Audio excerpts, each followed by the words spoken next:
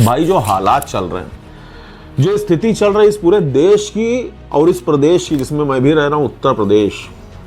भाई कुछ तो बुद्धि लगाओ। अबे कुछ तो सोचो यार।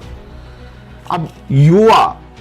वो जो नेता बड़े बड़े मंचों पर खड़े होकर के सीना चीर के दहाड़ते हैं कि युवाओं को रोजगार देंगे और लोगों की जिंदगी बना देंगे, इस देश के भविष्य को खराब नहीं होने देंगे। भैया सहायक समीक्षा अधिकारी और समीक्षा अधिकारी की भर्ती पर, उसकी चयन प्रक्रिया पर फिर से रोक लग गई। स्टे हो गया, हाई कोर्ट की लखनऊ बेंच ने स्टे कर दिया। जो रिव्यू ऑफिसर और असिस्टेंट रिव्यू ऑफिसर की पोस्ट पर 3 साल 4 साल के बाद किसी तरीके से लड़खड़ाते लुढ़कते पुढ़कते कुछ लोग फाइनली सेलेक्ट होकर नौकरी पाने जा रहे थे, वो बेचारे फिर से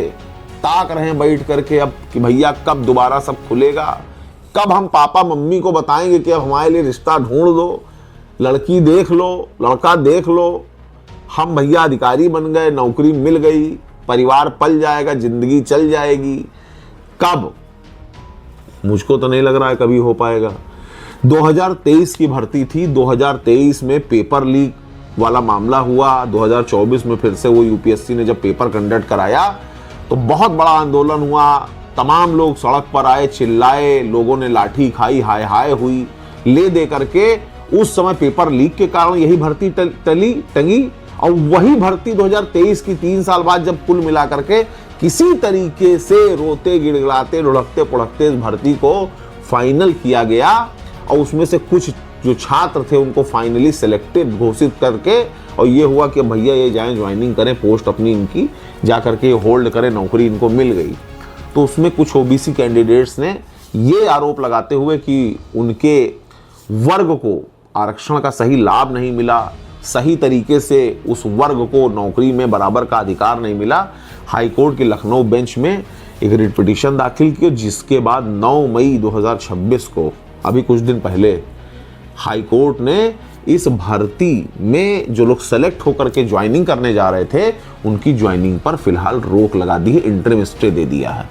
अब बात ये नहीं है कि हाई कोर्ट ने स्टे दे दिया, ओबीसी वालों ने क्या किया, बात ये है कि भैया जो लोग बड़ी बड़ी लैम्बोर्गिनी ऑडी से चल रहे हैं, तुम्हारे सामने हाथ जोड़ करके आते हैं, भैया वोट दे दो हम तुम्हारे नौकर हैं, तुम ये तय करो कि तुम कितने समझदार हो जिनको तुमने उठा करके ऐसी जगह बैठा रखा है, तुम्हारी जिंदगी जवानी की माका साकी नाका कर दिया, सब मिट्टी में मिला दिया, ऐसी तैसी कर दी। अब तुम सोच के देखो कि इस देश का युवा, इस देश का वो व्यक्ति जिसके लिए ये सत्ताधारी लोग ये कहते हैं कि भैया ये इस देश का भविष्य है, उस भविष्य को किस तरीके से नंगा किया जा रहा है, किस तरीके से उसकी ऐसी तैसी करके रख दी है सरकार ने, ये चीज सोचने का दायित्व हर उस व्यक्ति का है जो जीवित है। अब जो मृत है, जो किसी ऐसे घास फूस पेड़ पकौड़ी तरीके से कहीं पड़ा हुआ है, उसके लिए बात नहीं, उसके समझ में आएगा नहीं, वो खींच काट करके वीडियो देखेगा और हंस के स्क्रॉल कर देगा। लेकिन जो जिंदा हैं, जो वास्तव में जिम्मेदार हैं, जिनको ये पता है कि हाँ भाई उनके माँ बाप ने किस तरीके से या उनके परिवार ने किस तरीके से सेक्रीफाइस करके उनको अपने गांव से, घर से, अपने शहर से, जिले से, कस्बे से पढ़ने के लिए लंबे समय से भेज रखा है, घर से वो किसी तरीके से गल्ला सतुआ बांध के ला रहे हैं, पढ़ रहे हैं, फीस जमा कर रहे हैं, पेपर में बैठ रहे हैं, महंगी महंगी फीस दे करके परिवार के खर्चे पर पल रहे हैं, इतने लंबे समय के बाद फिर वही पेपर लीक, फिर से वही सॉल्वर गैंग,